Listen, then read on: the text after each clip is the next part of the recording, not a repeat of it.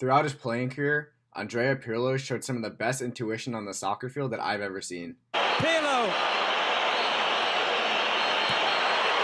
But how's his economic intuition? Let's find out on today's episode of Socc-enomics, Deadweight Loss Edition.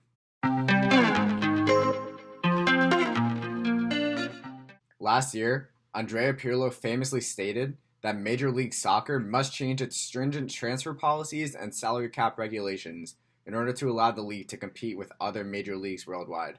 Pirlo recommended that the league adopt a liberal system where teams can buy and sell players without restrictions in order to allow the efficient quantity of quality players per squad. To prove the economic correctness of this statement, I'll determine whether the MLS salary cap represents a binding price ceiling in the MLS market for labor, therefore creating a deadweight loss and rendering Andrea Pirlo a maestro on the field and in the realm of economics. Each roster has 3 designated players who command higher salaries than the rest of the team, and for the sake of this experiment, we'll assume that the rest of the 17 players are average and command the average salary league-wide.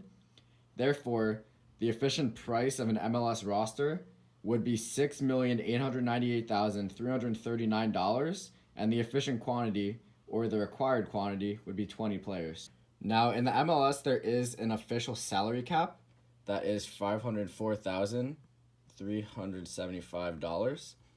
Because this is under the efficient price, this represents a price ceiling. And because this price ceiling is binding, there is a deadweight loss in the MLS market for labor of this size, which results in the quantity supplied being less than the efficient quantity. This graphical analysis implies that each team keeps their players' salaries artificially low, leading to a lack of efficiency wages in the MLS.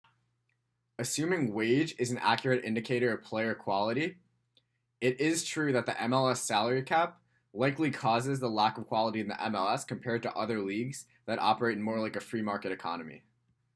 However, because the MLS and the MLS Players Union are still in the middle of their most recent collective bargaining agreement, the salary cap issue cannot be resolved in the next few years. Wait, there's a salary cap in the MLS? So that actually is a good question, and it is important to realize that teams like the Galaxy can't afford expensive players like Zlatan Ibrahimovic because of additional pools of allocation money and the fact that if teams absorb contracts from other leagues, they are allowed to keep their wages high. So that is a caveat to this research, but in conclusion, it is clear that the salary cap in the MLS inhibits player quality and makes the league less competitive compared to other leagues. Thank you for watching this episode of Socc-enomics, and have a great night.